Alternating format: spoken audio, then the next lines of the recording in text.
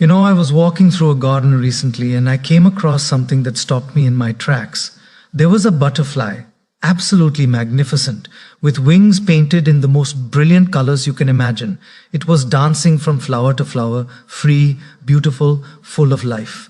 And right next to that garden, I saw a caterpillar, slowly crawling on a leaf, bound to the ground, limited in its movement, and it struck me this profound truth that nature teaches us so clearly. The caterpillar and the butterfly are the same creature. The only difference is that one went through a transformation and the other hasn't yet. My dear friend, today I want to talk to you about something that might make you uncomfortable, something that might challenge you, but something that could absolutely change your life. I want to talk about killing that weak version of yourself. Now, when I say weak, I don't mean it as an insult. I mean the version of you that settles, that makes excuses, that plays small, that knows what you should do but doesn't do it. The version that scrolls when you should study, that complains when you should act, that procrastinates when you should create. The version that has dreams but takes no steps toward them. That version. It's time to let it go. It's time to transform. Let me be very clear about something from the start. This is not about becoming someone you're not. This is about becoming who you truly are. It's about shedding the layers of limitation, fear, laziness, and self-doubt that have covered your real self like dust on a mirror. The strong, capable, disciplined, courageous version of you already exists. It's not something you need to create from scratch. It's something you need to uncover, to allow, to become. But here's the thing, the weak version of you doesn't want to die. It will fight for its survival. It will give you every reason why you should stay as you are. It will tell you that change is too hard, too risky, too uncomfortable. It will remind you of every time you tried and failed. It will compare you to others and convince you that you're not capable. It will seduce you with comfort, with the familiar, with maybe tomorrow. And if you listen to it, if you negotiate with it, if you give it space to breathe, it will keep you exactly where you are for the rest of your life. So how did we get here? How did we become weak versions of ourselves? Because I promise you, you weren't born weak. You weren't born making excuses. You weren't born afraid of challenges. Watch a child learning to walk. They fall down dozens of times, and what do? They get back up again and again. They don't sit there and say, you know what, walking is not for me. I tried 3 times and it didn't work out. I'm just going to crawl for the rest of my life. No, they persist with a determination that's actually remarkable. So what happened to that version of us? Life happened. Slowly, gradually, we were conditioned. We were told to be realistic, to be careful, to not take risks. We experienced failures, and instead of seeing them as learning experiences, we internalized them as evidence of our inadequacy. We compared ourselves to others and felt less than. We sought comfort and convenience, and slowly, imperceptibly, we traded growth for ease. We developed habits that didn't serve us. We created patterns of thinking that limited us. And over time, these accumulated into a version of ourselves that is far smaller than what we're capable of being. Let me tell you what the weak version looks like. It wakes up to an alarm and hits snooze, not once but 3 times, negotiating with itself for just a few more minutes of comfort, even though it went to bed promising itself it would wake up early. It knows it should exercise, but tells itself it's too tired, too busy, it'll start Monday or next month or after this project is over. It has dreams and goals, written down somewhere, but takes no action toward them, waiting for the perfect moment, the perfect circumstances, the perfect feeling of motivation that never quite comes. The weak version scrolls through social media for hours, envying others' successes while doing nothing to create its own. It eats food that makes it feel terrible because in the moment, comfort feels more important than health. It avoids difficult conversations that need to happen. It stays in situations that are slowly killing its spirit because leaving feels too scary. It knows what it should do, always knows, but doesn't do it. And then it wonders why life isn't changing, why dreams aren't manifesting, why there's this constant feeling of being stuck. The weak version is also the one that complains, oh, the complaining about the government, about the economy, about the boss, about the family, about the circumstances. Everything is someone else's fault. Everything is because of external factors. There's no ownership, no responsibility, no acknowledgement that regardless of circumstances, we still have choice in how we respond. The weak version is a victim of life rather than the creator of it. And here's what makes this truly tragic. Deep inside, the weak version knows. It knows it's capable of more. It knows it's settling. It knows it's making excuses. And this knowing creates an internal dissonance, a constant low-level anxiety, a sense of disappointment with oneself that colors everything. You can run from many things in life, but you cannot run from yourself. You carry yourself everywhere you go. And if you're disappointed in who you're being, that disappointment follows you into every moment, every relationship, every experience. So what does it mean to kill this weak version? It means a decision, a non-negotiable burning bridges, point of no return decision that you will no longer tolerate it, that you will no longer negotiate with it, accommodate it, or give it any power over your life. E. It means looking in the mirror and saying, the person staring back at me right now, this version that makes excuses and plays small, this ends today. Not tomorrow, not next week, not when circumstances are better, today. But let me be very honest with you. This is not a one-time decision. The weak version doesn't die with one choice. It's like a weed with deep roots. You have to pull it out every single day. Every morning you wake up, you're choosing. Every time you face a difficult task, you're choosing. Every time comfort calls to you, you're choosing. Are you going to be the weak version or the strong version? And you have to choose the strong version again and again and again until it becomes who you are, until it's no longer a choice but your natural state. Let me tell you what this looks like practically. The strong version of you has discipline, not motivation, mind you. Motivation is a feeling, and feelings are unreliable. They come and go like the weather. Discipline is a decision that transcends feeling. It's doing what needs to be done whether you feel like it or not. The strong version wakes up when the alarm goes off, not because it feels like it, but because it decided to. It goes to the gym, not because it's excited about it, but because it committed to it. It works on its goals, not because inspiration struck, but because it's on the schedule. You see, the weak version waits to feel like doing things. I'll work out when I feel motivated. I'll start that project when I feel inspired. I'll have that conversation when I feel ready. But here's the secret that successful people know: action creates motivation, not the other way around. You start doing the thing and the motivation follows. You start moving and momentum builds. But if you wait to feel like it, you'll wait forever. The strong version acts, and then the feelings catch up. The strong version also has clarity. It knows what it wants. It has identified its goals, its values, its priorities. And more importantly, it has eliminated or minimized everything that doesn't align with these. It says no to distractions, to time wasters, to people and activities that drain energy without adding value. It's ruthlessly selective about where it invests its time and attention, because it understands that these are the most valuable resources it has. The weak version, on the other hand, is scattered. It says yes to everything, overcommits, tries to please everyone, and ends up accomplishing nothing of significance. It's busy all the time but not productive. It confuses motion with progress. The strong version understands the difference. It does less but achieves more because it's focused on what truly matters. Let me talk about comfort for a moment, because this is where most people get trapped. Comfort is seductive. It feels good. It feels safe. And our weak version loves it. It wants to stay in bed a little longer.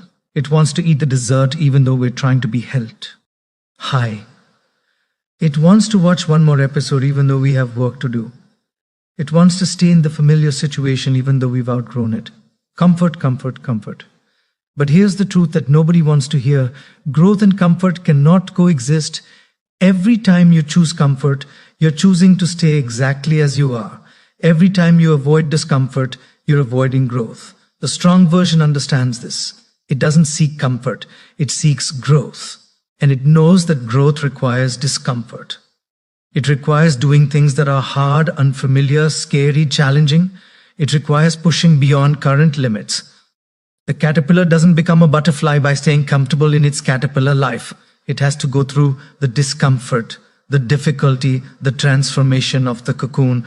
And let me tell you, when you start killing the weak version, when you start choosing the hard thing over the easy thing, when you start embracing discomfort, something remarkable happens. You discover that you're capable of far more than you thought. That voice in your head that said, I can't, starts to quiet down because you're proving it wrong. Every time you do the hard thing, you build evidence for yourself that you are strong, that you are capable, that you can handle challenge. This creates what I call an upward spiral. The weak version creates a downward spiral. You make weak choices, which makes you feel bad about yourself, which leads to more weak choices. But when you start making strong choices, you feel good about yourself, which gives you momentum to make more strong choices. Success builds on success. Strength builds on strength. And before you know it, you're living at a completely different level. Now, let's talk about accountability, because this is crucial. The weak version hides. It doesn't want anyone to know its goals, because then it can quietly fail without anyone noticing. It doesn't track its progress, because then it would have to face the truth of wet. Her is actually doing what it said it would do. It operates in secrecy and vagueness because these provide escape routes for excuses. The strong version does the opposite.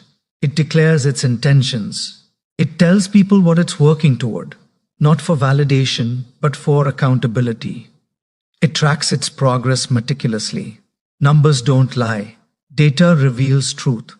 If you say you want to write a book, but you track your daily writing and see that you wrote 0 words for the last 2 weeks, you can't lie to yourself anymore. The strong version welcomes this truth, because truth, even uncomfortable truth, is the foundation for change. Consider getting an accountability partner. Find someone who's also trying to level up, who's also working on killing their weak version. Check in with each other daily or weekly. Share your commitments and your results. This external accountability combined with your internal commitment becomes a powerful force for transformation. Let me also address something important: the people around you. When you start changing, when you start becoming the strong version of yourself, not everyone will celebrate this. Some people benefit from you staying weak. Some people feel threatened by your growth because it highlights their stagnation. Some people will try to pull you back to who you were because that version was easier for them to be around. The weak version is a people pleaser. It changes itself to fit in, to be liked, to avoid conflict. It sacrifices its growth to maintain relationships that may not even be serving it. The strong version understands that not everyone is meant to go with you into your next chapter. Some people are chapter specific, and that's okay. It's sad, sometimes painful, but okay. You don't need everyone's approval to become who you're meant to be. In fact, if everyone approves, you're probably not pushing hard enough into your growth. Surround yourself with people who inspire you to be better, who celebrate your growth, who challenge you to level up. Distance yourself from people who want to keep you small, who mock your ambitions, who drain your energy. The strong version is protective of its environment because it knows that you become like the people you spend the most time with. Now, I want to talk about failure because this is where many people give up. You start strong, you commit to change, you do well for a few days or even a few weeks, and then you slip up, you miss a workout, you break your diet, you procrastinate on your project, you revert to an old pattern, and in that moment a weak version whispers, "See, you can't do this, you always fail, why even bother trying?" And if you listen to that voice, you'll quit. You'll say, "I knew it. Change is not for me." But the strong version interprets failure completely differently. It expects setbacks. It knows that transformation is not linear. It understands that progress looks like a squiggly line, not a straight arrow up. When it fails, it doesn't see it as evidence of inadequacy. It sees it as data. What went wrong? What can I learn? How can I adjust? And then it gets back on track. Not tomorrow, not Monday, but immediately. The next meal, the next hour, the next moment. This is crucial to understand. The difference between the weak version and the strong version is not that the strong version never fails. It's that when it fails, it doesn't quit. It fails forward. It uses failure as feedback. It builds resilience through repeated recovery. Every time you get back up after falling, you become stronger. Every time you continue after a setback, you prove to yourself that temporary failure cannot stop you. And this resilience becomes one of your greatest assets. Let me also talk about the inner dialogue, because this is the battlefield where the war between your weak version and strong version is fought.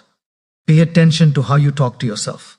The weak version has a harsh, critical, defeating inner voice.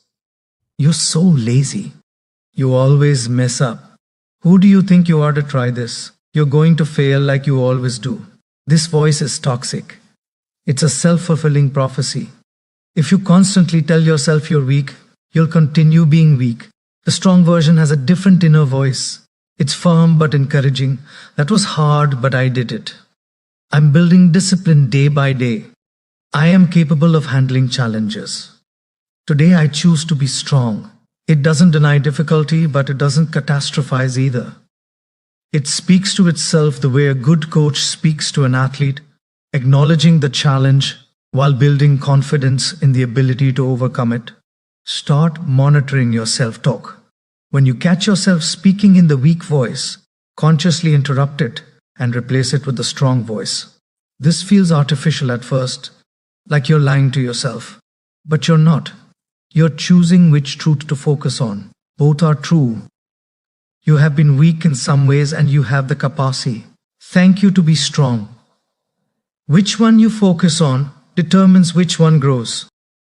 I also want to address the role of physical health in all of this because it's foundational. The weak version neglects the body. It eats junk, avoids exercise, doesn't sleep enough, and then wonders why it has no energy, no mental clarity, no emotional resilience. Your body is not separate from your mind and spirit. They are all connected.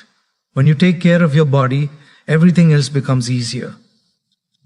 The strong version prioritizes physical health, not out of vanity but out of respect for the vehicle that carries it through life. It exercises regularly because it knows that physical strength builds mental strength. It eats nutritiously because it knows that food is fuel and what you put in affects what you get out. It sleeps adequately because it knows that rest is when the body and mind repair and rejuvenate. These are not luxuries. These are necessities for anyone serious about transformation. Start here if you're not sure where to start. Make your body strong and healthy, and you'll find it becomes easier to make your mind and character strong. There's something about pushing yourself physically, about feeling your body become capable of more, that translates into confidence in other areas. When you prove to yourself that you can run further than you thought, lift heavier than you thought, endure longer than you thought, you start believing that maybe you're capable of more in every area of life. Now, let's talk about time, because the weak version has a particular relationship with time. It always thinks there's more of it. I'll start tomorrow. I have time. I'm still young. I'll do it later. It procrastinates as if it has infinite time. But the strong version understands that time is the one resource you cannot get back. Every day you waste being the weak version is a day you'll never get back. Every year you spend making excuses is a year that could have been used to build something meaningful. This doesn't mean you should be anxious or rushed. It means you should be intentional. It means recognizing that your time here is limited and choosing to use it wisely. It means not putting off your dreams until someday, because someday is not a day of the week. It means starting now, today, this moment, with whatever you have, wherever you are. The strong version doesn't wait for perfect conditions. It works with current conditions and improves them along the way. I want to share something that might challenge you.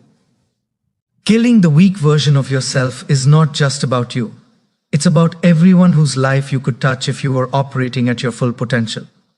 The weak version is selfish in a way, because it's so consumed with its own comfort, its own fears, its own limitations that it has nothing to give. It's taking up space without contributing much. But the strong version, the version that has done the work, that has built itself into something powerful, that version has so much to give. Think about it. When you're weak, you need help. You're a drain on others' resources, energy, patience.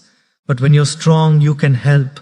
You can lift others. You can be the support someone else needs. You can be the example that inspires someone else to change. Your transformation is not just a gift to yourself, it's a gift to everyone who knows you and everyone who will come to know you. The world doesn't need another weak person making excuses.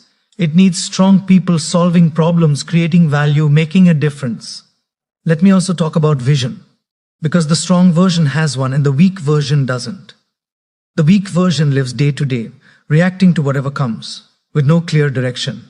It's like a ship without a destination, tossed around by every wave. The strong version has a vision of who it wants to become, what it wants to achieve, how it wants to contribute. This vision pulls it forward. When the alarm goes off early, the vision is why it gets up.